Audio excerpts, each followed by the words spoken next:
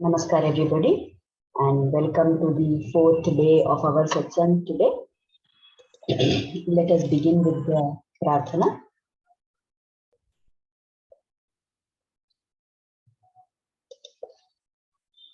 By the Guru's grace and the will of Sri Krishna, we have all assembled for this Navaratri satsang. May we have their guidance to be able to learn and adopt the things which will help us to grow spiritually.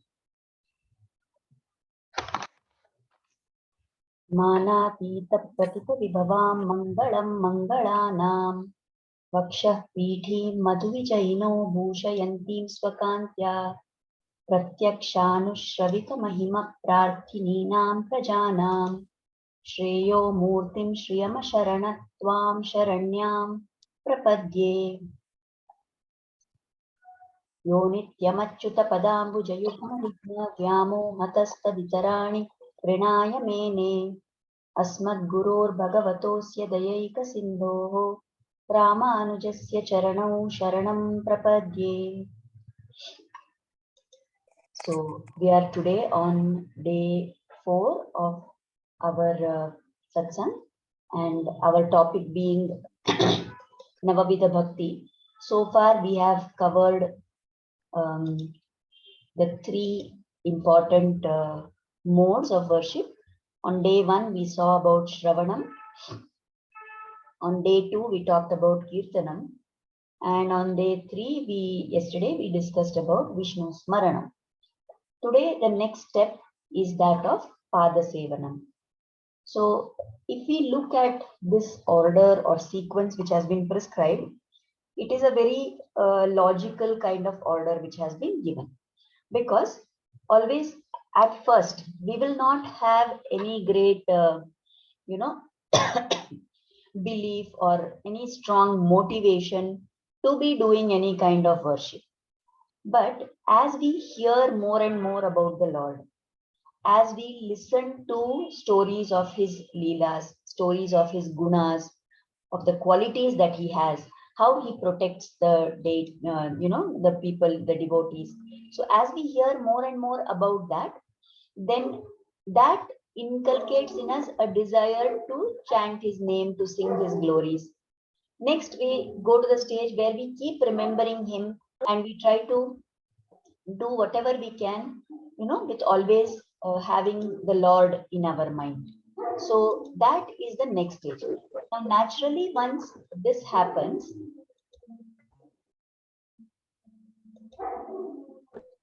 yeah, somebody is unmuted and I'm not able to mute that person.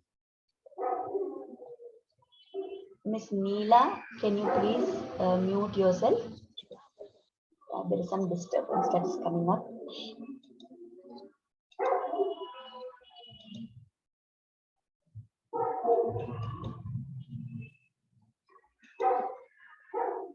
Okay, let us see. Yeah, so as I was saying, once you hear about the Lord, you sing his glories, you keep remembering him all the time, then the natural next step is to render some service to the Lord. And that service is to be rendered to the lotus feet of the Lord. In yesterday's satsang, we did discuss about how we must meditate on the Lord's feet, isn't it?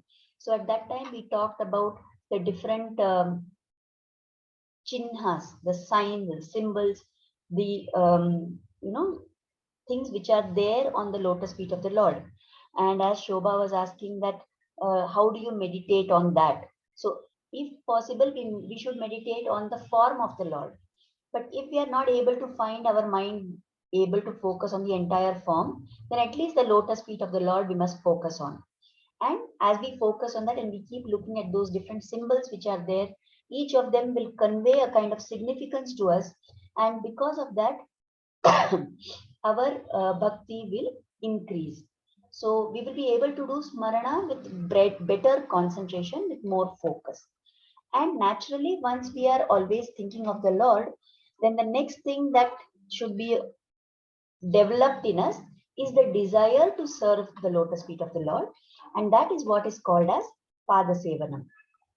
So we all know the very famous incident in the Ramayana how Lord Rama, because of the boons which were, claimed by Kaikeyi, Rama got banished into the forest. Now, poor Bharata, he didn't know any of this. And when he got back, he had two shocks in store for him. The first shocking news was that Dasharatha had passed away. The second shocking news was that Rama had been banished to the forest, sent into Vanavas by his mother, who thought she was doing him a favor. Now, Bharata makes up his mind that he is never going to sit on the throne of Ayodhya. And so, what he does is he goes in search of Lord Rama to Chitrakuta.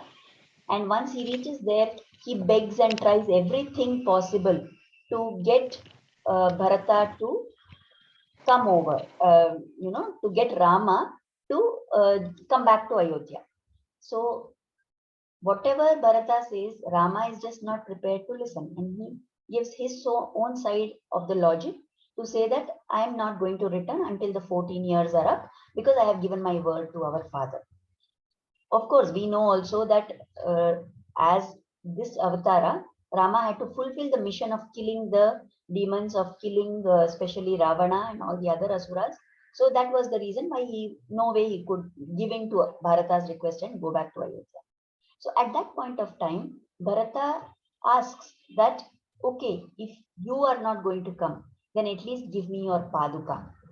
Lord Rama steps on the padukas, and then Bharata takes them very lovingly with lot of bhakti, places them on his head and carries them back to Ayodhya. And once he reaches Ayodhya, he doesn't even go to Ayodhya. He will just leave his mothers there, and then he comes to a place called Nandigrama.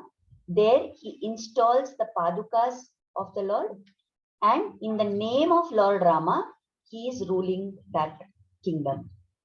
So that was the kind of devotion that Bharata had for the lotus feet of the Lord. So we can consider Bharata as a very good example of how our sense of seva to the Lord's feet should be. Of course, we also have the example of Mata Lakshmi Devi, who is, picturized as being seated at the feet of the Lord.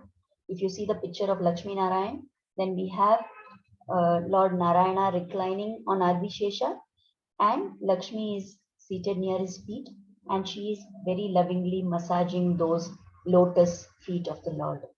So there are people who will, look at it, like some people have this negative attitude for everything. They will look at that and say, looking at it from some feminist or whatever they call it viewpoint, they will say women are made into servants. But that is not really the idea here.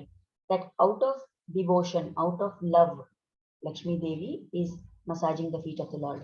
And if you look at it that way, then all the atmas, all the souls who are there, whether it is in a male body or a female body, we are all the feminine aspect only, isn't it? So trying to read our this earthly things, putting them into that context, it never matches. So we must remember that doing seva of the Lord, it is given to only very fortunate people. And we must always pray that Lord should give us the opportunity to do Pada Sevanam. Right? So why we must practice Pada Sevanam? Why are the Lord's feet? Pada means feet and Seva means to serve. So why should we serve the lotus feet of the Lord? Why should we do this Pada Sevanam? Now, the feet of the Lord are considered most sacred. What is the reason? How can we say that they are the most sacred? We know during the Vamana Avatara, when in the tiny dwarf-like Avatara, the Lord comes to Bali and asks him for 3 steps of land, 3 foot of land. And when Bali agrees to give him, then with the first foot, the Lord covers the Bhuloka and all the nether worlds. With the second step, he covers the upper worlds. And at that time, when he covers those upper worlds and lifts his leg, at that time, this Vamana Avatara has changed into the Trivikrama Avatara, which is the huge form of the Lord. So in that Trivikrama form, when the Lord lifts his leg up, it reaches to the entire end, of the Andakataha. So at that time, when it kind of scratches that layer, at that point, the waters from that outer space, they come down. And that Lord Brahma collects in his Kamandalu, and with that, he washes the lotus feet of the Lord. And that stream, which flowed from the lotus feet of the Lord, by washing the feet of the Lord, that water which flowed out, that is what we consider as the Ganga today. So Ganga emanated from the lotus feet of the Lord. Now we all know how much importance we give to Ganga. She is considered the most purifying river in the whole world. People go from where and all they come to take Ganga Snan, to have a dip in the Ganga, because it is believed that it will wash away all your sins. So how holy is the Ganga? And that Ganga, where did she come from? She came from the lotus feet of the Lord.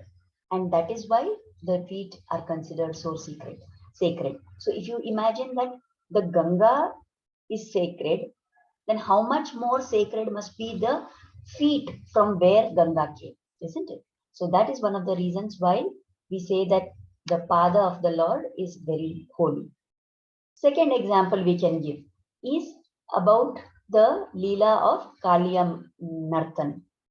In one of Krishna's many Leelas, we know that this Kaliya snake, a highly poisonous snake, was living in one of the tributaries of the Yamuna river. And that snake was so venomous that it had poisoned that water in that tributary part. And whoever came and drank that water, the cows, they would die. Any human being came there, they would die. There were no trees which were living there except one Kadamba tree, into which it is said that Garuda had put little nectar and kept. And when Krishna came to know of this situation, when he goes there, he climbs up that Kadamba tree and he jumps into the water. He fights with Kaliya. And by now, all the information has spread. All the people, all the Gopi Gopas, everybody come running there. And they think, oh, Krishna has been killed by this poisonous Kaliya. But then they see suddenly the sight which is such a joy to their heart. They see that Kaliya is there and Krishna is dancing on the hoods of Kaliya. And every time his feet hit on one of the heads, one of the hoods of Kaliya, then that whatever visha, whatever venom is there in that head is completely destroyed. So by dancing on the heads of Kaliya, the feet of Krishna, they destroyed all that venom and negativity in Kaliya. So that also shows us how great are these pada of the Lord. Then we know that in that same Vamana Avatara, as we were talking, the first foot covered the earth and lower worlds, the second foot covered the upper worlds, and then the Lord asked Bali that where do I place my third step?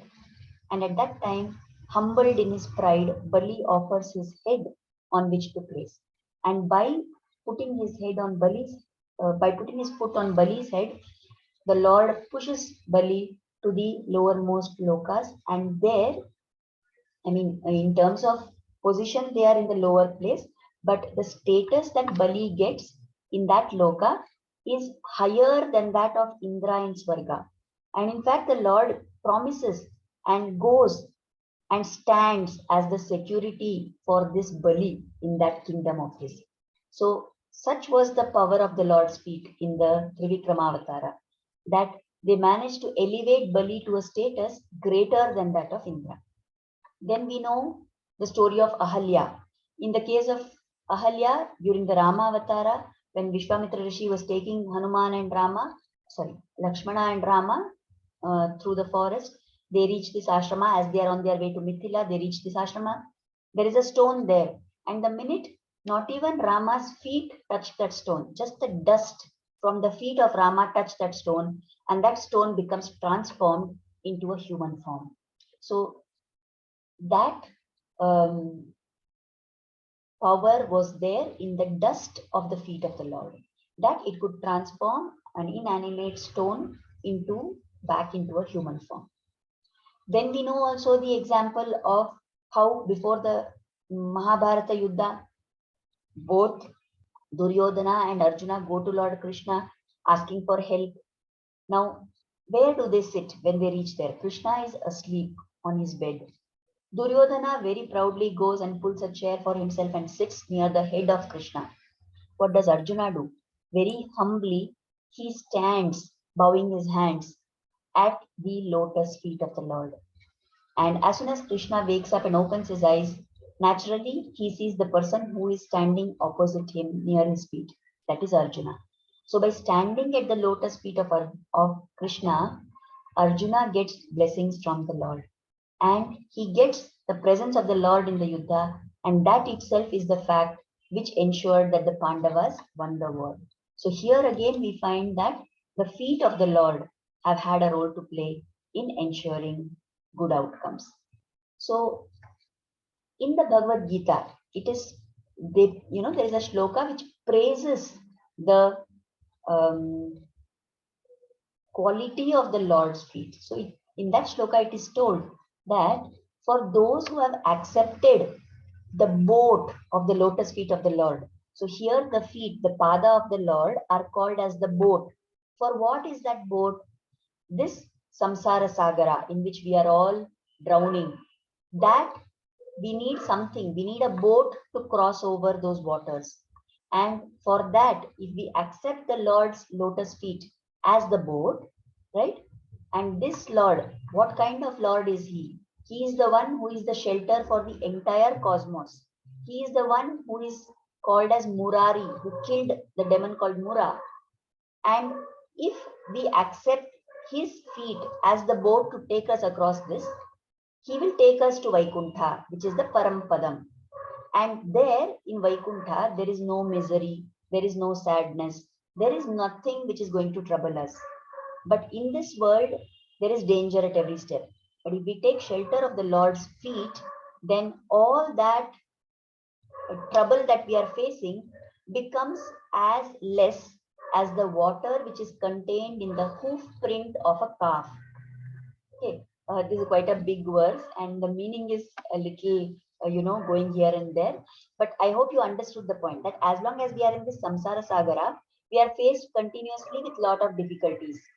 If we take shelter of the Lord's feet, if we consider the Lord's feet as the boat which will take us across this samsara, then what happens is all our troubles, they become very small. How small they become? Now it is no longer going to be the sagara, but it is going to become very small. How small? As small as the quantity of water which will be held wherever there is a calf's hoof print. You know what is the hoof of a calf, isn't it? The leg part of the calf. If that calf puts its leg in one particular place where it is a little bit mud is there, then in that little space, how much water will be held? Very less. So that much only will be our troubles if we take shelter of the Lord's lotus feet. We are no longer going to struggle in the ocean or in the sea of samsara, but our troubles will become so little. The similar idea is conveyed in the posture of Lord Venkateshwara. We all know, we have seen how Lord Venkateshwara stands at Tirumala. So if you look at his posture, the right hand of the Lord is pointing at his feet, and the left hand of the Lord is bent and kind of pointing towards his knee. So actually what is told by the acharyas is that through this kind of a position of his hands, Lord Venkateshwara is trying to convey to us that Mamekam Shraranam Braja. Take the shelter only of my lotus feet.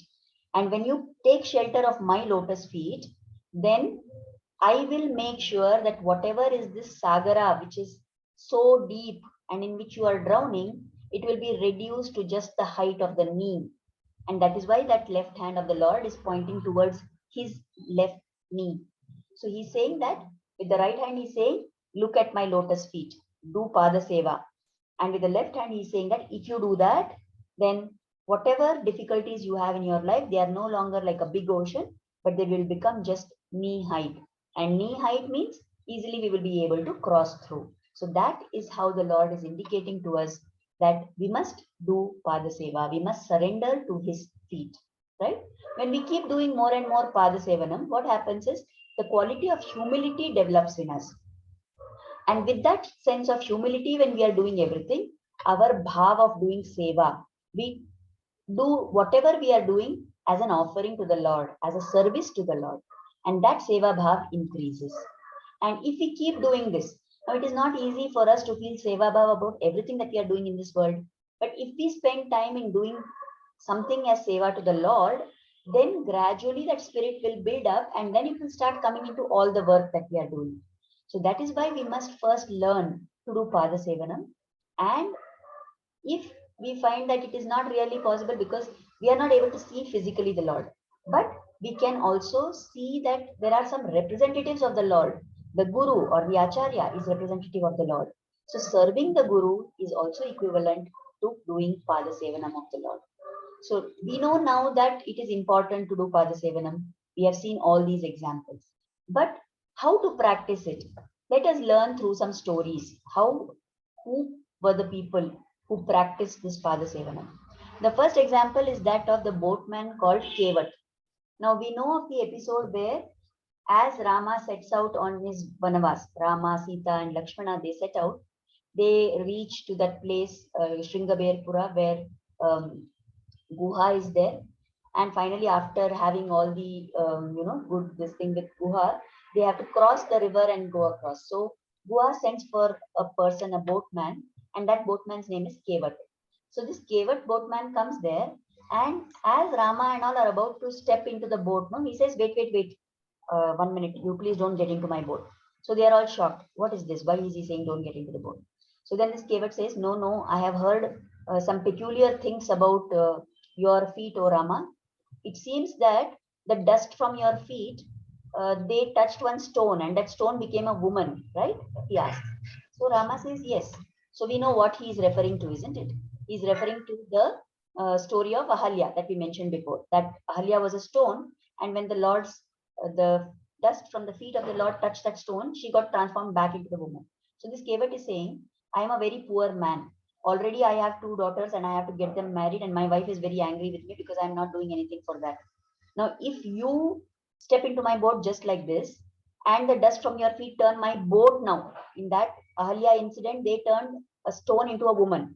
Now, if you step into my boat just like that, and your feet's dust touches my boat, who knows that boat may also become a woman. And if that happens, then I cannot manage. Already these 3 women are making my life difficult. If one more woman comes into the picture, I cannot deal with it. So I will not let you get into my boat just like that. So Rama says, okay, fine, then what is the solution? So Kevat says, no, I will wash your feet. I will wash your pada. And only after washing your pada and removing all the dust from there, I will let you enter into the boat. So Rama says, fine, okay. Very nicely, this Kevat, he brings water. He calls his wife. He calls all people of that community to stand there. He washes the feet of the Lord. And immediately, as soon as he washes it, he sprinkles that water on his head as the Sripadateertha of the Lord. He sprinkles it on his wife and he sprinkles it on all the people who are there. That was the spirit of Kevat in doing Padaseva. So I hope we got the point. He was not actually, criticizing the Lord. He wanted an opportunity to get the dust of the lotus feet of the Lord Rama on his own head and on the head of all these people. So like Kevat, that kind of a spirit we must have in doing Padasevanam. The second example that is told is that of a lady disciple of Swami Ramanuja called Kongu Piratti. Now this lady, she had come from some part of Karnataka to Sri Rangam. And one day when she was standing there, she was just a normal householder lady. She didn't know Swami Ramanuja at that time. She came to that place and she saw that when Ramanuja is walking in the streets, there are so many thousands of people who are following him. Then all the rich people, the landlords, the kings, everybody is bowing to the feet of Ramanuja. So one day, very confidently, courageously, she walks up to the Swami and says, Swami, what is it that you have? From what I can make out, you are a sannyasi.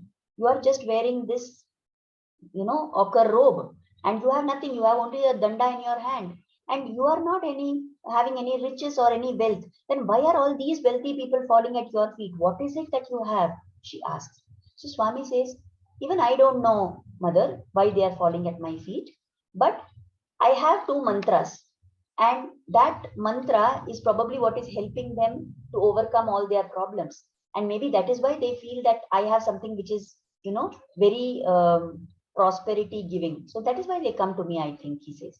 So she says, okay, I also want those mantras.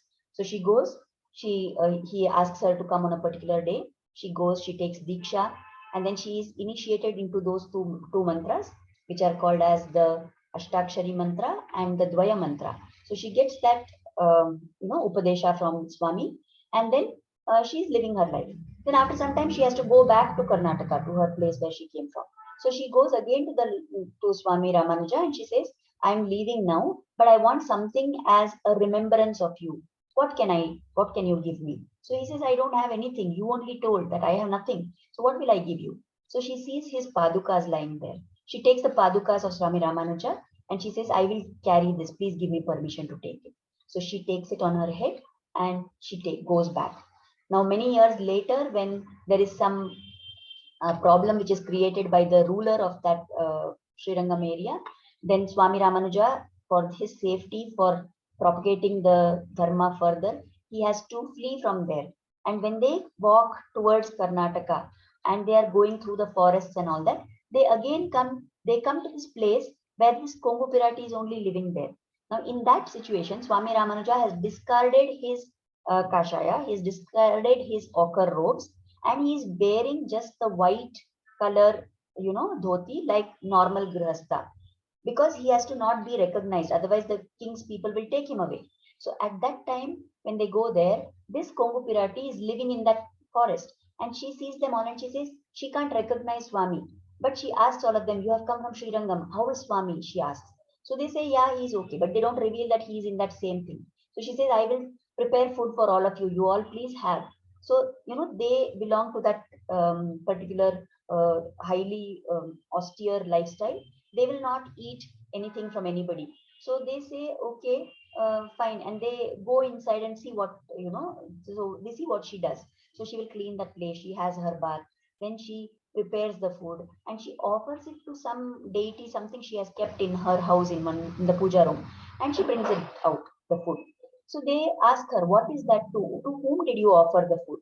So she says, no, I have the padukas of Swami Ramanuja with me. I offered the food to the padukas. And they are not ready to believe. Then they say, they come out to where Swami is. And they ask her that if really you are having padukas of the Lord, of Swami, then will you be able to recognize him? She says, yeah, I may not recognize his face, but I will recognize his feet.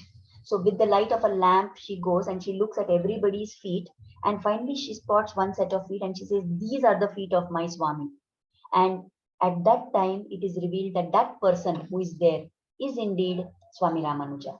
So such was the bhakti of this Kongu Piratti, that she had taken the padukas of Swami Ramanuja. Every day, whatever food she was preparing, she was offering it to those padukas, and then she was eating that food herself.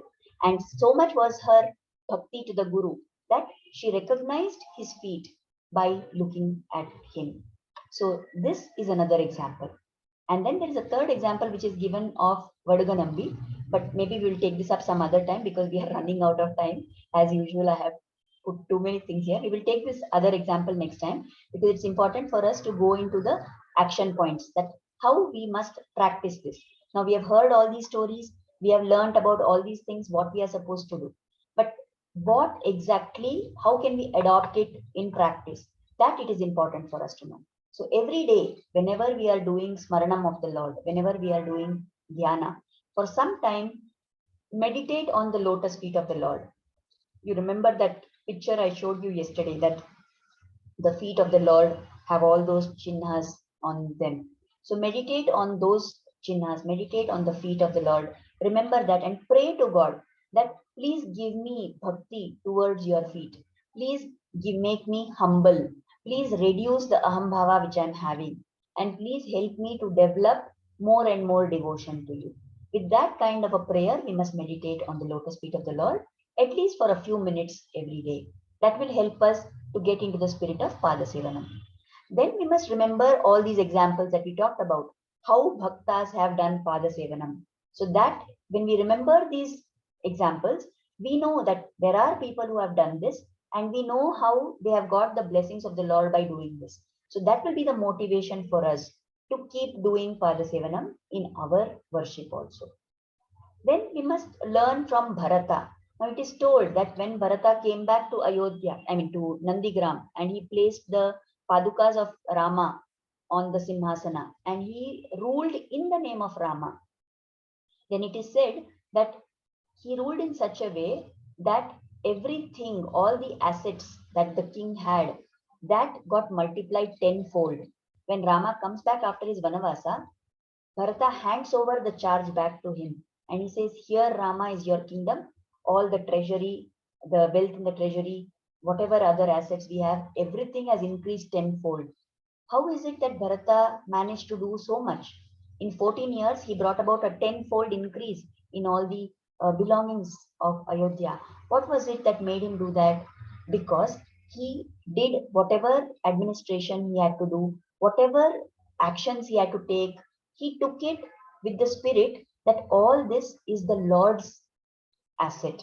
All this belongs to the Lord, and I am only the caretaker.